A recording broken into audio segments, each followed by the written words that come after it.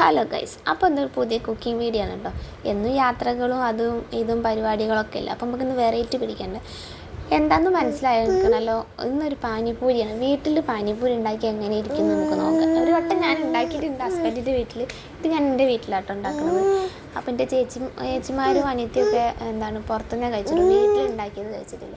അങ്ങനെ കുക്കറിൽ എന്താ പറയുക, ഉരുളക്കിഴങ്ങ് വേവിക്കാൻ വെച്ചിട്ടുണ്ട്. മിക്സിൻ്റെ ജാറിൽ മല്ലിച്ചപ്പ്, പുതിന, പച്ചമുളക്, ഇഞ്ചി, ഒത്തിരി നല്ല ജീരകം ഇട്ടിട്ട് വെള്ളം കൂട്ടി അരച്ചിട്ട് നമ്മളതിൻ്റെ നീര് മാറ്റി വെക്കണം. പിന്നെ വേറൊരു പാത്രത്തിൽ പുളി വെള്ളത്തിലിട്ടിട്ടുണ്ട്.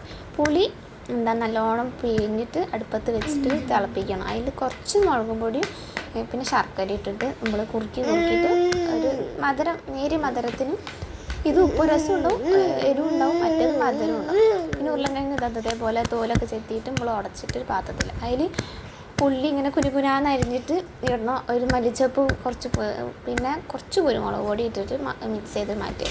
പിന്നെയാണ് കലായി മെയിൻ സാധനമാണിത്. നിങ്ങൾ പാനിപ്പൂരിൻ്റെ കണ്ട ഒരു പപ്പടം പോലെ ഉണ്ടാവും, പക്ഷേ വെളിച്ചെണ്ണയിലിട്ട് കഴിഞ്ഞാൽ അത് ഇങ്ങോട്ട് പൊള്ള പൊന്തം നല്ല രസമാക്കണം. നല്ല മുക്കി പോയിരിക്കണം. നമ്മൾ മലയാളികളല്ലേ, പിസ്കല്ലോ. അങ്ങനെ അതിൻ്റെ മേലേക്ക് ഇട്ടിട്ട് ഫസ്റ്റ് ഫ്ലെയിം കൂട്ടി വെച്ച കാരണം ഒന്ന് കരിഞ്ഞു പോയി. അത് ഞാൻ എടുത്തിട്ടില്ല. എൻ്റെ ഇടയിൽ കൂടെ അനിയത്തി ഓൾ ഹോസ്പിറ്റലിലായിരുന്നു, മോളായിട്ട് അഡ്മിറ്റ് ചെയ്തു. ഓൾ വീഡിയോ കോൾ ചെയ്ത് ഞാൻ ഇല്ല അത് ഉണ്ടാക്കുകയാണല്ലോ ചേച്ചി എന്ന് പറഞ്ഞിട്ട് ഓളിങ്ങനെ സങ്കടപ്പെടും. അടിച്ച് വന്നിട്ട് നമുക്ക് ഉണ്ടാക്കാന്ന്. അങ്ങനെ കുറേ നന്നാക്കി വെച്ച് ഉണ്ടാക്കിയതിൻ്റെ ശേഷം ചേച്ചി ആക്കിയിട്ട് ഓൾ ടേസ്റ്റ് വെക്കണം. ഓളും പറഞ്ഞ് സൂപ്പറാണ്. അപ്പോൾ അടുത്ത വീഡിയോ കാണാം.